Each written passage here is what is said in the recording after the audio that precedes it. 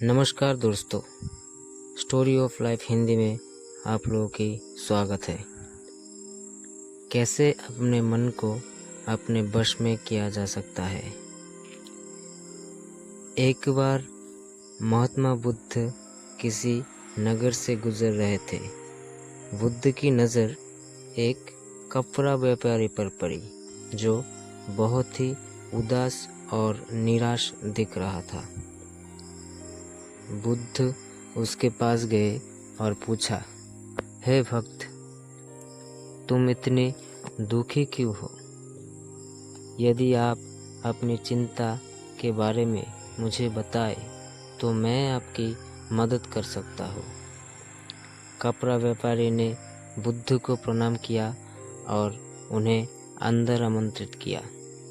व्यापारी ने कहा कि जब से मेरी पत्नी की मृत्यु हुई है तब से मेरे छोटे बेटे की देखभाल के लिए घर पर कोई नहीं है, इसलिए मैं हमेशा उसे दुकान पर लेके आता हूँ।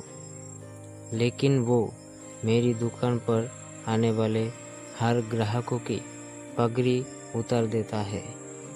कभी कभी बैग उठाकर बाहर फेंक देता है।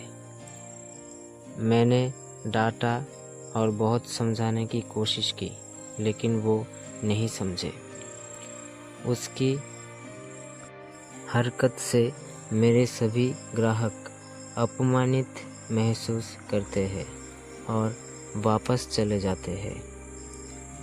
बुद्ध ने कहा, मैं तुम्हारी मदद कर सकता हूँ, लेकिन तुम्हें वादा करना होगा कि तुम मेरे किसी भी काम में हस्तक्षेप नहीं करोगे, नहीं कोई सवाल पूछोगे।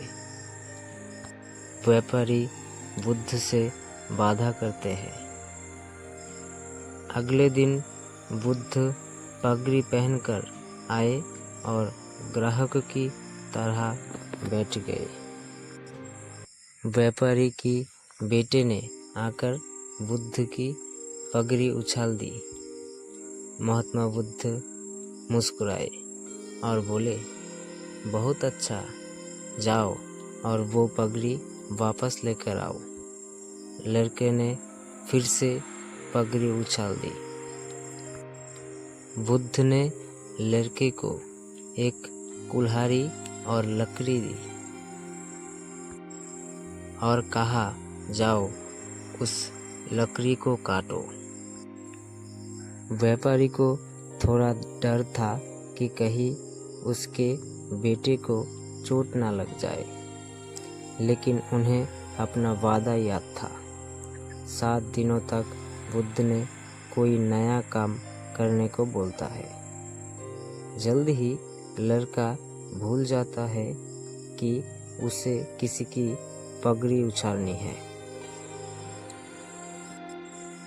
यदि हम मन को अपनी इच्छानुसार नियंत्रित कर ले तो मन को नियंत्रित कर सकते हैं। मन 2 तरह से काम कर सकता है। पहला, मन अपनी इच्छानुसार काम कर सकता है।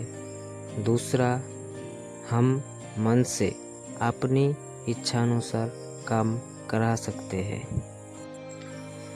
बुद्ध से मिलने से पहले लड़के का मन और मानसिक अनियंत्रित रूप से उसकी इच्छा के अनुसार काम कर रहा था, लेकिन बुद्ध ने लड़के से अपनी इच्छा अनुसार काम कराया, जिससे उसकी आदत बदल गई। इसी तरह से हम मन को अपनी इच्छानुसार काम करा सकते हैं और नियंत्रित कर सकते हैं। धन्यवाद दोस्तों।